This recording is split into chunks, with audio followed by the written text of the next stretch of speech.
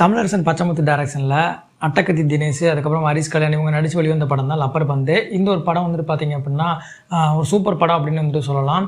அது மட்டும் இல்லாமல் இப்போ வந்துட்டு தமிழ் சினிமாவில் வந்து நிறைய நல்ல படங்கள் வந்துட்டு வரமாட்டேக்கே, ஃபுல்லாக வந்துட்டு ஆக்ஷனு இந்த மாதிரி தான் வந்துட்டு வருது அப்படின்ற மாதிரி சொல்லியிருந்தாங்க.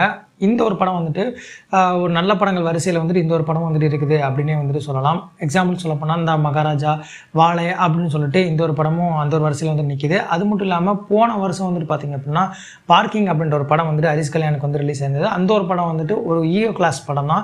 ஸோ அந்த ஒரு படம் வந்துட்டு பார்த்திங்க அப்படின்னா ஹரிஷ் கல்யாணுக்கு ஒரு மிகப்பெரிய வெற்றி படமாக வந்துட்டு அமைஞ்சிருந்தது. ஸோ அதே மாதிரி வந்துட்டு பார்த்தோம் அப்படின்னா இந்த ஒரு படமும் வந்துட்டு ஒரு ஈகோ கிளாஸான ஒரு படம் தான். பட் அதை அக்செப்ட் பண்ணி ஒத்துக்கிட்ட நம்ம தினேஷ்க்கு வந்துட்டு மிகப்பெரிய வாழ்த்துக்கள்லாம் எல்லாருமே வந்து சொல்லிக்கிட்டு இருக்காங்க. ஏன்னா அந்த ஒரு கேரக்டர் வந்துட்டு சூப்பராக வந்துட்டு பண்ணியிருந்தாங்க.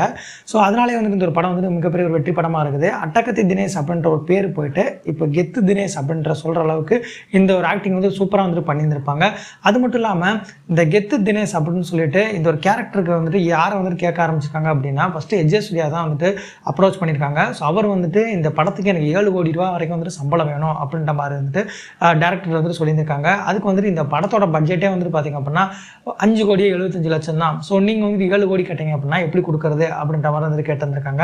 அது மட்டும் இல்லாமல் நம்ம எஜ்ஜே சூர்யா சாரோட ரீசன்ட் இன்டர்வியூஸில் வந்துட்டு பார்த்தோம் அப்படின்னா எனக்கு வந்துட்டு அப்பா கேரக்டர் மாமனார் கேரக்டர் பண்ணுறதுக்குலாம் வந்துட்டு ரோல் வந்துட்டு கொடுக்குறாங்க. ஆனால் அது நல்ல கேரக்டர் தான் இருக்குது, ஆனால் எனக்கு அதை பண்ணுறதுக்கு விருப்பம் கிடையாது. நான் வந்துட்டு இப்போ ஒரு ஹீரோ வில்லன் அப்படின்ற மாதிரி வந்துட்டு பண்ணிகிட்டு இருக்கேன். அதனால வந்துட்டு அதை லேட்டராக வந்துட்டு பண்ணிக்கலாம் அப்படின்ற ஒரு பிளானில் இருக்கேன் அப்படின்ற மாதிரி சொல்லியிருப்பாங்க.